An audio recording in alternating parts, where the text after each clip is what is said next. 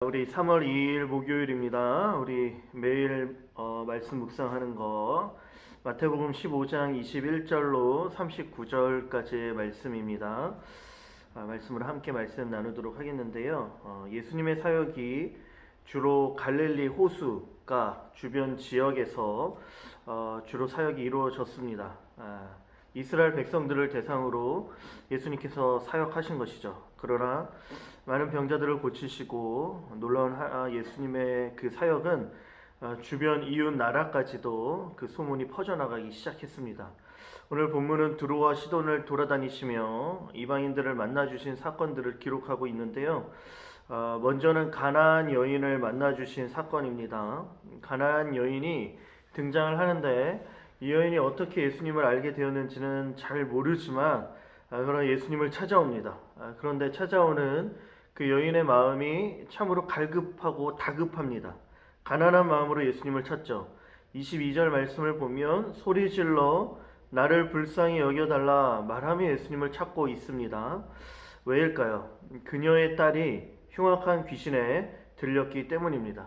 아마도 예수님께서 귀신 들린 자를 고쳐주신다라는 그 소문을 들었던 것 같습니다. 아마도 여인은 딸을 고치기 위해 여러 가지 방법을 다 도모하면서 딸을 고치기 위해 노력했을 거예요. 백방으로 노력했을 겁니다. 그런데 그 모두가 수포로 돌아간 것이죠. 그래서 소문 가운데 들려온 예수님이 그녀에게는 마지막 희망이었던 것이죠. 다급한 심정, 갈급한 마음으로 마지막 희망인 예수님께 나와 엎드리고 있고 그렇게 간절하게 예수님을 찾고 있습니다. 그런데 너무나도 놀랍게도 예수님은 부르짖는 여인에게 대답하지 않습니다. 응답하지 않죠.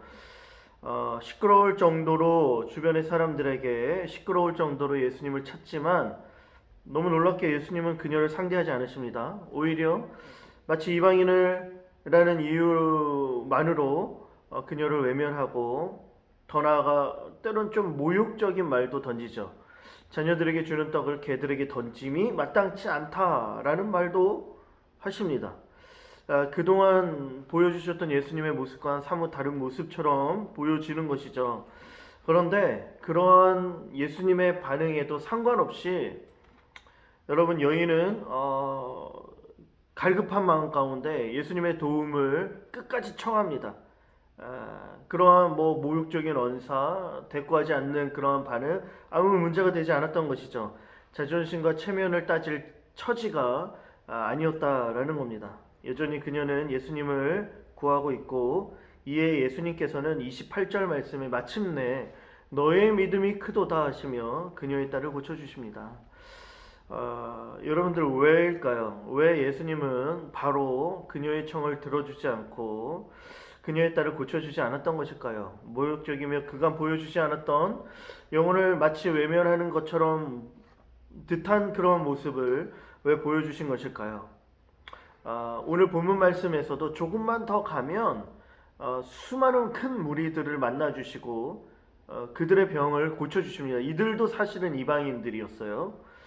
그렇게 이방인들도 기꺼이 만나주셨는데 불쌍한 그들을 고쳐주셨는데 왜 이 여인에게는 이렇게 대했던 것일까요?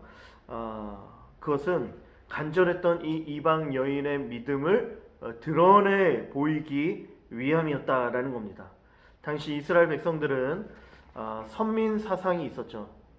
하나님이 우리 민족만 구원해 주신다. 그것을 선민 사상으로 그들이 생각했고 그렇게 여겼습니다. 그래서 자신들 외의 이방인들은 하나님의 구원을 받지 못한 자들, 그래서 그들을 향하여서 개들이다 라고까지도 여겼던 것이죠. 업신 여겼죠. 그러나 예수님은 이 이방 여인의 믿음을 드러내 보임으로 말미암아 이들에게도 믿음으로 말미암은 구원의 은혜가 주어진다는 사실을 마치 드러내 보이신 거예요. 증명해 보이신 것이죠. 예수님의 구원의 계획, 예수님이 이 땅에 오신 목적은 이스라엘 백성들만을 위한 것이 아니라 예수님을 믿고 구주로 고백하는 모든 이들을 위함이다라는 것들을 마치 이 여인의 만남의 사건을 통해 우리 가운데 보여주신 것입니다. 모든 은혜가 모든 이들에게 흘러 들어간다라는 것이죠. 모든 이들을 구원하기 위해 오신 예수 그리스도, 이스라엘의 구원자로만이 아니라 이방인의 메시아로 구원자로 예수님께서 오셨다라는 것, 구원의 빛이 모두에게 비춰진다라는 것을 밝히 드러내 보인 사건입니다. 우리는 이 사건을 통해 가나안 여인의 믿음을 본받아야 하는 것이죠. 주님을 간절히 찾았습니다. 체면과 자존심도 없었습니다. 예수님 외에 소망이 없었기 때문에 그렇죠. 과연 우리도 그렇게 예수님을 찾고 있는지 돌아봐야 합니다. 오늘 본문에 조금만 지나가면 믿음 없는 이들의 모습이 나오죠. 누구일까요? 예수님의 제자들입니다. 오늘 말씀에 보면 광야의 부족함으로 인해 또 불가능을 이야기합니다. 당장 눈에 보이는 광야의 부족함을 주목하죠. 옆에 있는 주님은 보지 못합니다. 그 전에, 얼마 전에 오병이어의 사건을 능히 보여주신 예수님을 바라보지 못하는 것이에요. 우리가 어떻게 이 광야에서 이들을 먹일 수 있습니까? 라는 것이죠. 불가능하다라는 겁니다.